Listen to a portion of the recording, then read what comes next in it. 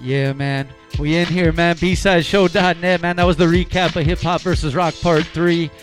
Shouts to everybody that, was a part of that, man. Big Duke, AEF Productions. And also, what up, Zion? What up, Dandara and Soph? We see you guys, man. Hey, I got someone in the building that, I don't even need to talk on the mic anymore because, he does this for a living too, man. I got a legend in the building, man. For reals, though. ODM, what up, dog? What's going on? What's up? What's up, Rabbit? Thanks for having me here. B-Side Show. What's up to everybody in the chat room? I brought you a little present, man. Oh shit. Since my other half isn't here. I seen you holding it, and I was like, the Lighter Shade of Brown 1998 exclusive, bro. So. That's right. And it's only right because we were talking off air, man, and I seen you guys perform quite a few times, and I'm gonna remember that by the end of the show. Hopefully, remember the name of that venue. It was one of the dopest shows though, and you guys were there. It was dope, man. Hey, man! Right off the bat, dog, you brought it. I think people might want to know a little something about it. But what's up with the group thing, man? What's going on? Well, right now it's been 9 years. We just recapped in Vegas. We did a show out there. We hadn't performed in 9 years, so it felt good. We were at the Art LeBeau show. Shout outs to everybody who went there in Prim, Nevada. It was actually State Line. My partner and I, D-Double. It was like magic, man. Every time we get on stage, no matter what, its chemistry is there. As you know, we've had a few hit records in the past, but getting on stage just to be able to, as I say, breathe again, man, it felt really good to have my partner on stage next to me as well. Can I? Yeah, I want to just touch. I mean, not too much, but how that must have felt. I mean, I don't know if you guys did a lot of rehearsal before, or you guys are just that natural. But I know as a group, obviously the chemistry was there, man, because it's proven by the hits you guys have, man, and that's well documented. For those that don't know, make sure you Google that. But how did it feel coming back and connecting again, being on the stage with you? I mean, performance-wise or artist-wise, that's your brother right there, man. Absolutely, yeah. And we've been through it's like a marriage, bro. Anybody who's in a group, if you're an artist and you've been in a group at one point, maybe you went solo, or if you're still in a group, it's teamwork. It really is. I mean, at the end of the day, you got to carry weight. Your partner's got to carry weight, and it's like a marriage in reality. And sometimes, you get along and you don't get along. But at the end of the day, it's what happens in that booth and happens on that stage and on that vinyl, on that wax, or whatever it is, that MP3 you release.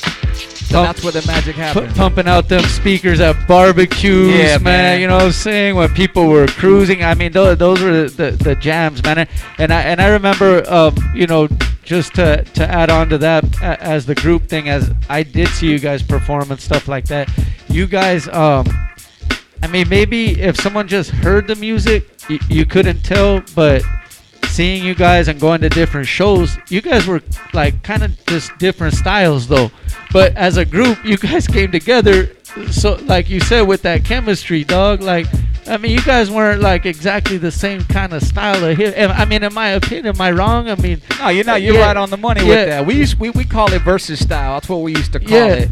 We used to say versus style. Some should learn the definition because we could go, commercial. We could go underground. We could throw on a hip hop beat. I'll freestyle with the best of them, and it's like people look at. They like to put you in a box, you know what I'm saying, when they hear your record on the radio, and then, but yet I'll show up at a hip hop underground spot and I'll grab the mic and flow, and they'll be like, whoa, I didn't know dude has skills like that. We just go by what we hear cooking carne asada on a Sunday afternoon. You know what I'm saying? Wow, we didn't know dude was really coming with the lyrics like that. But you got to understand, we grew up with the greats, man. Rakim, Big Daddy Kane, LL Cool J, even West Coast, Eazy-E, NWA, even Toddy T, man. The list goes on and on, but, hip-hop has been around forever for us, and those were my inspirations.